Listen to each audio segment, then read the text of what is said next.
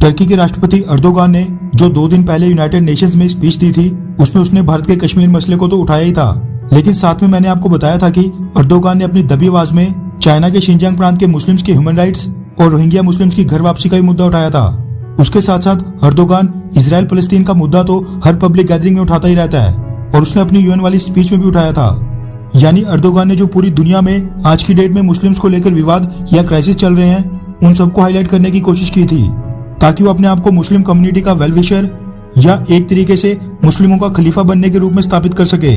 और मुस्लिम देशों के लीडर्स जो आज की डेट में अरब देश जैसे कि यूनाइटेड अरब एमिरेट्स और सऊदी अरेबिया माने जाते हैं, टर्की और अर्दोगान उनको रिप्लेस करके टॉप पर आने की पूरी कोशिश में लगे हैं, ताकि 56 मुस्लिम देशों को लीड करने के टर्की को कई सारे इकोनॉमिक और डिप्लोमेटिक बेनिफिट्स मिल सकें। लेकिन सऊदी अरेबिया और यूनाइटेड अरब एमिरेट्स ये दोनों भी अपनी पोजीशन इतनी आसानी से टर्की या टर्की के राष्ट्रपति अर्दोगान को नहीं देने वाले हैं। और इन दोनों देशों ने भारत की तरह टर्की के एक और दुश्मन ग्रीस के साथ आम संबंध नहीं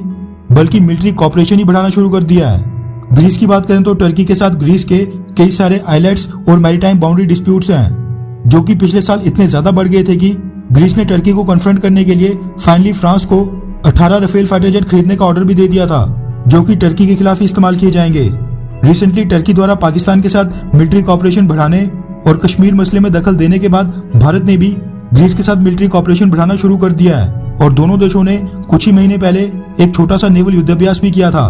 ठीक इसी तरह अब सऊदी अरेबिया और यूनाइटेड अरब एमिरेट्स ये दोनों भी अब टर्की को काउंटर करने के लिए उसके दुश्मन ग्रीस के साथ मिलिट्री कॉपरेशन बढ़ाने लग गए हैं। रेफरेंस के लिए आपकी स्क्रीन पर मॉर्निंग एक्सप्रेस न्यूज वेबसाइट का एक आर्टिकल का स्क्रीनशॉट है,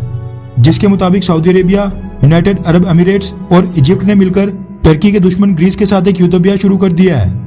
जो कि कोई आम सेनाओं का युद्धाभ्यास नहीं बल्कि इस युद्धाभ्यास में Saudi Arabia, United Arab Emirates, Egypt और ग्रीस की जो स्पेशल फोर्सेस के हाईली ट्रेंड कमांडोज हैं वो एक साथ मिलकर युद्धाभ्यास कर रहे हैं। तो आप सोच ही सकते हैं कि ये टर्की के लिए कितना बड़ा सेटबैक है। पिछले कल सऊदी डिफेंस मिनिस्ट्री ने इस एक्सरसाइज के बारे में जानकारी देते हुए बताया कि ये मिलिट्री एक्सरसाइज चारों देशों के बीच मिलिट्री कॉपरेशन बढ़ाने, ट्रेनिंग और एक्सपीरियंस को आपस में शेयर करने और रीजन के चैलेंजेस से निपटने के लिए वॉर प्रिपेयर्डनेस लेवल को बढ़ाने और मजबूत करने के लिए की जा रही है।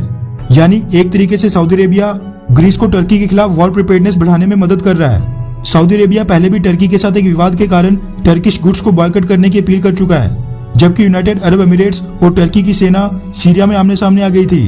वहीं इजिप्ट की बात करें तो उसके और टर्की के भी